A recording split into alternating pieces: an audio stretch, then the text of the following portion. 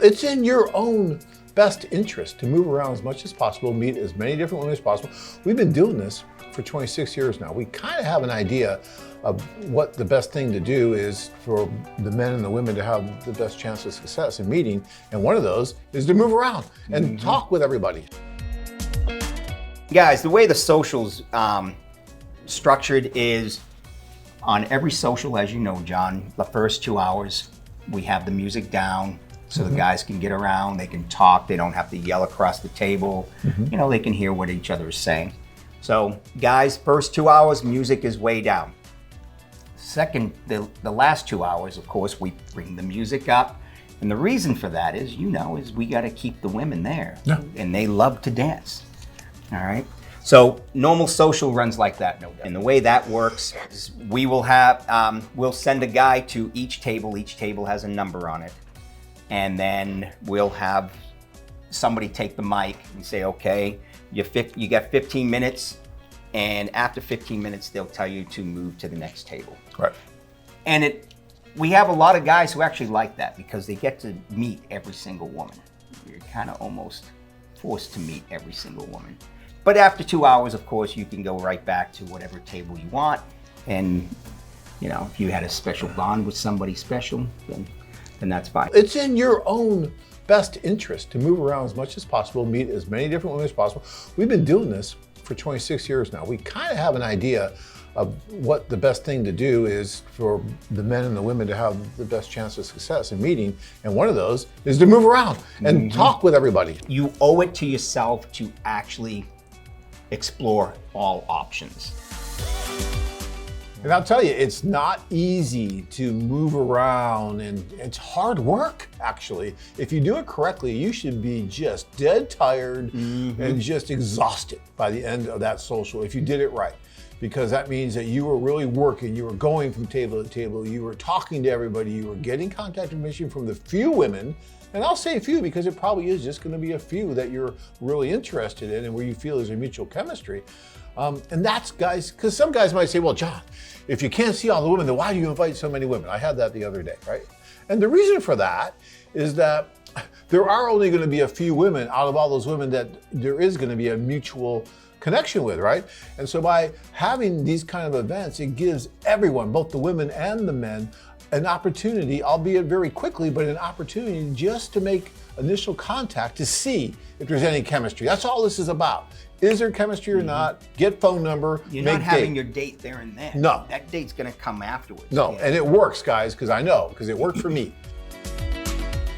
What you want to do really is go in there, have a smile on your face, feel comfortable, go up and start asking the women questions. Because people love it when you talk about them, right? So don't sit there and talk about yourself forever. Talk about them. Ask them why they're here. Well, what are you really looking for? Is it really that hard to find a man? What's going on? Doing those kind of questions or whatever you want to do, but don't fixate on yourself. Even positive at the first. You want to talk about them. And then they'll begin to like you more. That's how it works. So true. What happens if a woman really likes you and doesn't want you to move? How do you explain it to her? So if you meet someone at the social and she doesn't want you to go, I think, do you mean move from the table? I mean, let's take two different things. Let's talk about the social. So you go to a table, she really likes you, and she doesn't want you to move. What do you do? There's one thing we always tell the guys, this is your tour. You know, we're not gonna tell you what you should do. Sure. We're just gonna give you suggestions. We're gonna give you our experience, that these are the kind of things that what you gotta watch out for. Okay. If you wanna stay at a table, just one table for 4 hours, I would strongly suggest that you don't do that, that you take the woman out of there. Just say, hey, then if you wanna stay together, how about if we go next door? There's a nice restaurant there. We can get a bite to eat. I'm hungry. How about you? Okay?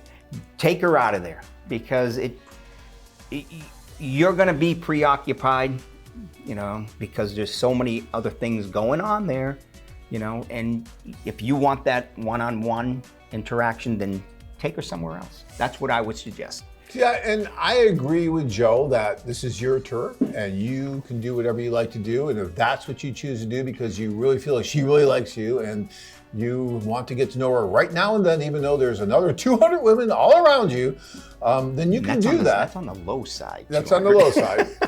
But I would say, a little contrary to what Joe's saying, I would say that you're blowing a golden opportunity to meet maybe your soulmate. And I tell you, this happens. I was in Happens all the time. Thailand, right? And this guy had the number one on his list, went in there, met her, came out of that social like, oh my God, John, this is great. I can't believe it. He was shaking. I mean, he was so happy. But he decided, to his credit, to go to the next social. Oh, okay. And he went to the next, I'm just gonna go. I mean, I'm just gonna go because I paid for it, I'm gonna go. He met another woman at that social that knocked his socks off. Everything in common, and he was so just confused and conflicted about what to do because he was dating both of them now for the next few days, right? And in the end, he proposed to the second one. To the second one. Not the first one, okay?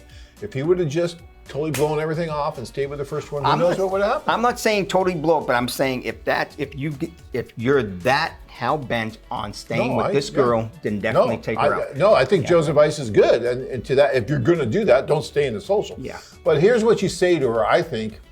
And again, this is only advice, like Joe says. We can only give you that. But what I would say to her is, look, we're at this AFA thing, this social, and I know there's other guys that want to meet you. I would really like to get to know you later. I hate to leave, but they tell me I gotta leave so you can meet some of the other guys. And other guys want to meet you, and so I have to move. Of course, there's no one that you're gonna meet that's nicer than me, and I'd love to go out with you, and let's give me your phone number, you do all that, right? And then you go, and you start meeting other people, and she'll meet other guys. And you know what? If that's meant to be, it's gonna be. I don't care if she meets 10,000 other men, you meet 10,000 other women. If there's a strong chemistry between you two, it's going to happen. That's right. And so, you have to understand that. You can't just put someone in a cage and lock her up and hide her from everybody else, right? And that's what some guys try to do, I think, and I think that's a mistake.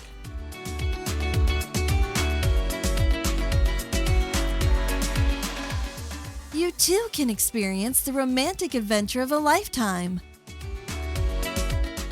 Join men from all over the world as they take a trip and find their future brides. Check out our website at costa-rica-women.com.